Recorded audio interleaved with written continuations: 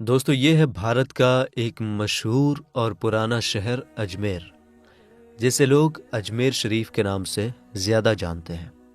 اس کی وجہ یہ ہے کہ یہاں بھارت کے سب سے بڑے صوفی بزرگ، سب سے بڑے صوفی سنت حضرت خواجہ معین الدین چشتی اجمیری رحمۃ اللہ علیہ کی درگاہ ہے۔ یہ درگاہ 50، 100 یا 200 سال پرانی نہیں ہے، بلکہ لگ بھگ 800 سے 900 سال پرانی ہے۔ یہ خاص جگہ نہ صرف مسلمانوں کے لیے بلکہ ہندو اور دوسرے دھرموں کے لوگوں کے لیے بھی بہت ہی احترام کے قابل ہے۔ اگر آپ اجمیر جائیں اور اس درگاہ پر پہنچیں تو دیکھیں گے کہ یہاں جتنے مسلمان آتے ہیں اتنی ہی بڑی تعداد میں، اتنی ہی بڑی سنکھیا میں ہندو اور دوسرے دھرموں کے لوگ بھی آتے ہیں۔ اجمیر میں اس درگاہ کی اہمیت کا اندازہ آپ اس بات سے لگا سکتے ہیں کہ اتہاس میں بڑے بڑے راجا، مہاراجا، بادشاہ اور سلطان یہاں آتے رہے ہیں، لیکن آج کے زمانے میں، آج کے دور میں بھی اس درگاہ کی مانیتا اتنی ہی زیادہ ہے۔ بھارت میں چاہے سرکار کانگریس کی ہو یا بی جے پی کی، دیش کے بڑے بڑے منتری یہاں پر اپنی چادر ضرور بھیجتے ہیں۔ اسی سال 2024 کے جنوری مہینے میں بھارت کے پردھان منتری نریندر مودی نے بھی یہاں پر چڑھانے کے لیے چادر پیش کی تھی۔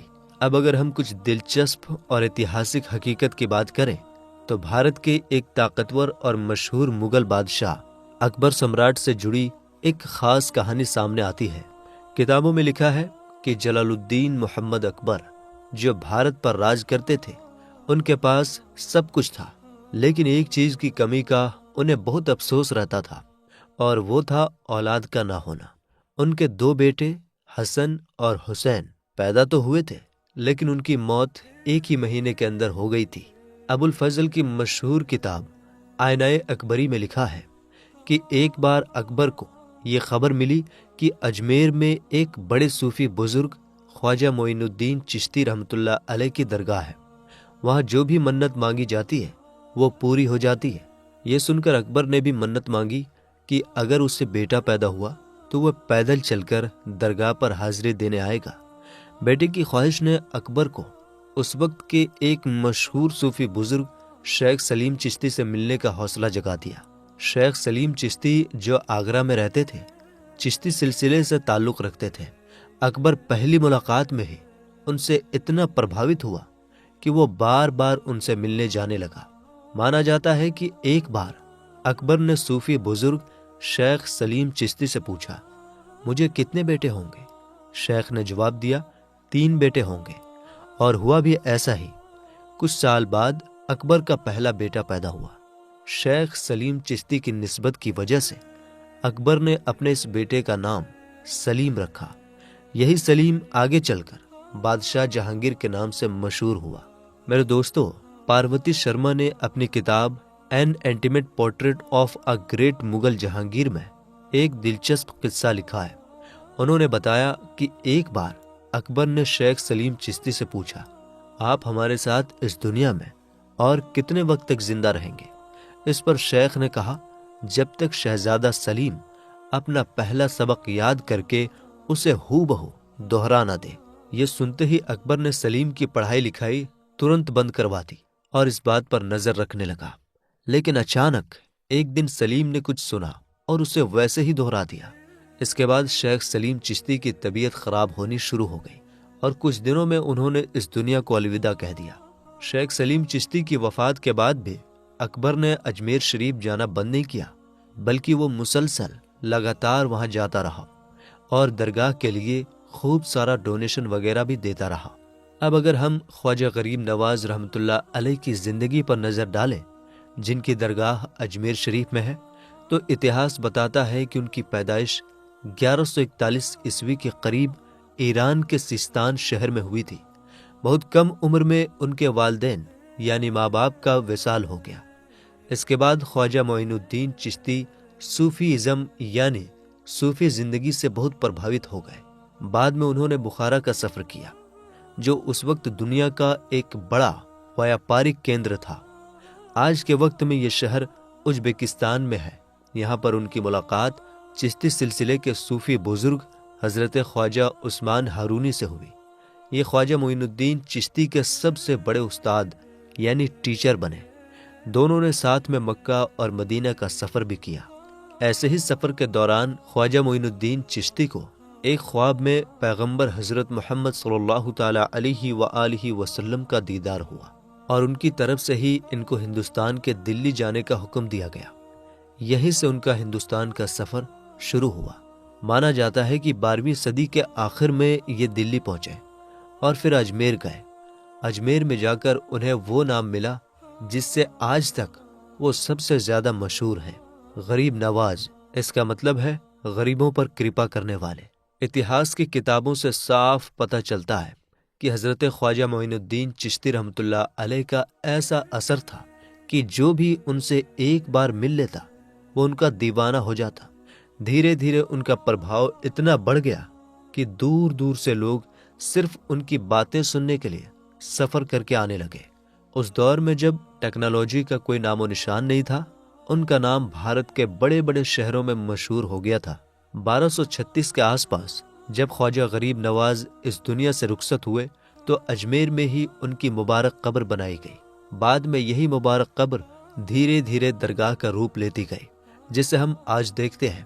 ہسٹوریکل سورسز بتاتے ہیں کہ شروعات میں یہ مقبرہ ایک معمولی سا اسٹرکچر تھا، مگر جیسے جیسے دور گزرا اور الگ الگ حکومتیں آئیں اور ان کا ان سے لگاؤ ہوتا رہا، ویسے ویسے انہوں نے اب یہاں پر نیا نیا نرمان کروانا شروع کر دیا۔ مانڈو کے محمود خلجی نے یہاں ایک مسجد بنوائی۔ پھر مغل بادشاہوں کا دور آیا جن کا اجمیر شریف سے گہرا رشتہ تھا۔ شاہجہاں کے 2 بچے جہاں آرا اور دارا شکوہ کی پیدائش بھی اجمیر میں ہوئی تھی۔ جہاں آرا کو خواجہ غریب نواز سے اتنی محبت تھی کہ انہوں نے ان کی بایوگرافی بھی لکھی۔ پرانے دور کے تغلق شاسک شیر شاہ سوری اور بعد میں حیدرآباد کے نظام، سبھی کا اجمیر شریف سے گہرا رشتہ رہا۔ 1911 میں جب انگلینڈ کے راجہ جارج V کی دلی میں تاج پوشی ہوئی تو ان کی رانی میری اجمیر شریف کی درگاہ پر آئی۔ انہوں نے درگاہ کی ایک ٹنکی کی مرمت کے لیے 1500 دان دیے۔ آج بھی اس ٹنکی کو وکٹوریا ٹینک کے نام سے جانا جاتا ہے۔ اگر آپ اجمیر کی اس درگاہ پر جائیں گے تو وہاں آپ دیکھیں گے کہ خواجہ معین الدین چشتی اجمیری رحمۃ اللہ علیہ کی قبر کے ساتھ ساتھ ان کے پریوار کے 8 اور لوگوں کی قبریں بھی موجود ہیں۔ یہاں ایک مسجد بھی ہے جسے اکبری مسجد کہا جاتا ہے۔ یہ مسجد مغل بادشاہ شاہجہاں نے بنوائی تھی۔ اس کے علاوہ یہاں جہانگیر اور شاہجہاں کے بیٹوں کی بھی قبریں ہیں۔ اجمیر میں 3 بڑے گیٹ ہیں۔ نمبر 1 نظام گیٹ، اسے حیدرآباد کے نظام میر عثمان علی نے بنوایا تھا۔ نمبر 2 جنتی دروازہ اور نمبر 3 بلند دروازہ۔ ہر سال یہاں رجب کے مہینے میں عرس منایا جاتا ہے۔ اس موقع پر لاکھوں لوگ درگاہ پر آتے ہیں۔ عرس کے دوران کھانا بنانے کے لیے 2 بڑی دیگوں کا استعمال کیا جاتا ہے۔ بڑی دیگ اسے بادشاہ اکبر نے پیش کیا تھا۔ اس میں ایک بار میں 2800 کلو چاول بن سکتے ہیں۔ چھوٹی دیگ اسے بادشاہ جہانگیر نے پیش کیا تھا۔ اس میں لگ بھگ 1100 کلو چاول بنائے جا سکتے ہیں۔ یہ دیگیں نہ صرف بہت بڑی ہیں بلکہ بہت پرانی بھی ہیں۔ عرس کے دوران ان دیگوں میں بنائے گئے کھانے کو غریبوں میں بانٹا جاتا ہے۔ دوستو، جب خواجہ غریب نواز رحمۃ اللہ علیہ پہلی بار اجمیر شریف آئے تو انہوں نے ایک خیمے میں ڈیرا ڈالا۔ وہ ہر دن عصر سے لے کر مغرب تک روتے رہتے تھے۔ ایک دن ایک ہندو نوجوان جو کچھ وقت سے باہر پڑھائی کرنے گیا ہوا تھا واپس لوٹا۔ جب وہ خواجہ صاحب کے خیمے کے پاس سے گزرا تو اس نے رونے کی آواز سنی۔ وہ گھر جا کر اپنی ماں سے پوچھتا ہے، ماں یہ مسلمان بابا ہر دن کیوں روتے ہیں؟ ماں نے کہا، اگر جاننا ہے تو خود جا کر ان سے پوچھ لو۔ وہ نوجوان خواجہ غریب نواز کے خیمے میں آیا اور بولا، بابا آپ ہر روز کیوں روتے ہیں؟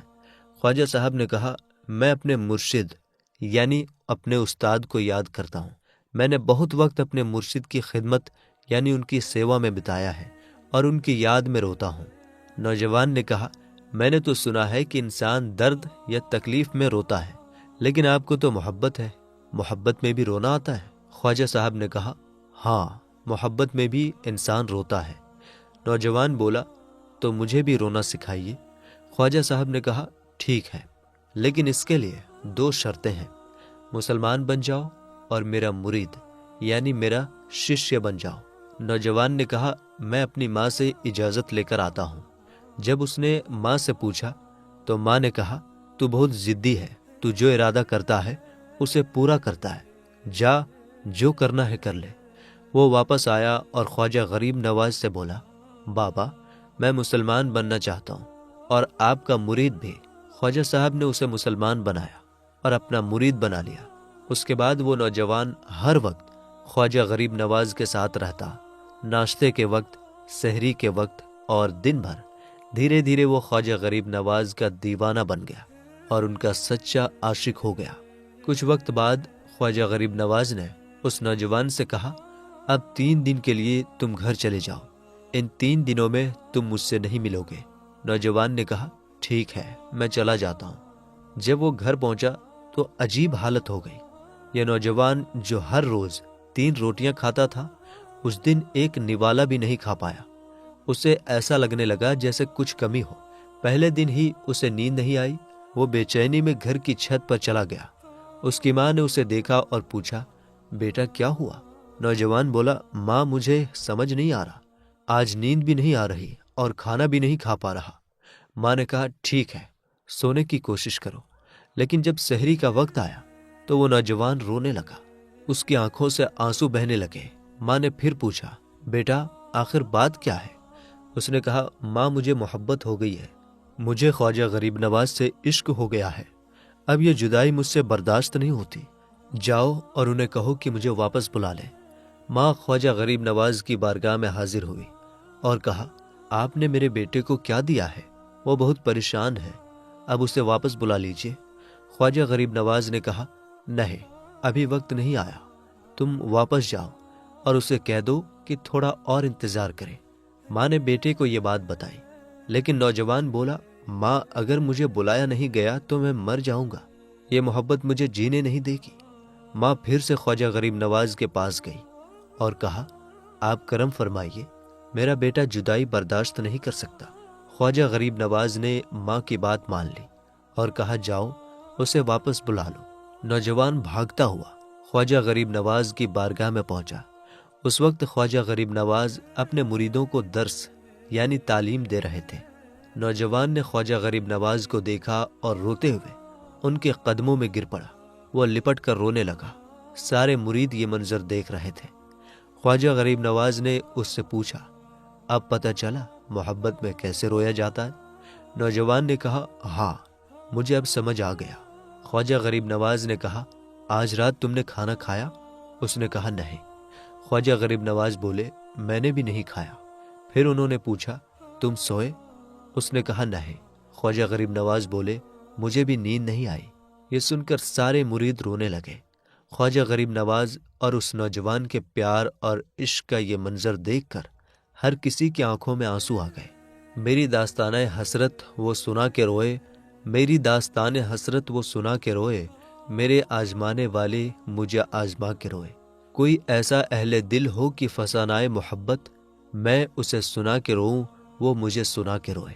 میرے دوستو، آخر میں ہم امید کرتے ہیں کہ ہماری اس چھوٹی سی ویڈیو سے آپ لوگوں کو اجمیر شریف کی اس اہم درگاہ کے بارے میں بہت کچھ جاننے کو ملا ہوگا۔ ویڈیو اگر سچ میں انفارمیٹیو ہو تو اسے لائک کر دیجیے گا اور اپنے کچھ قریبی دوستوں اور رشتہ داروں میں ضرور شیئر کر دیجیے گا۔ چینل پر اگر پہلی بار آئے ہیں تو سبسکرائب کر لیجیے، اسی طرح کی ویڈیو آپ کو وقت پر ملتی رہے۔ ملیں گے انشاءاللہ تعالی اگلی ویڈیو میں۔ السلام علیکم، اللہ حافظ۔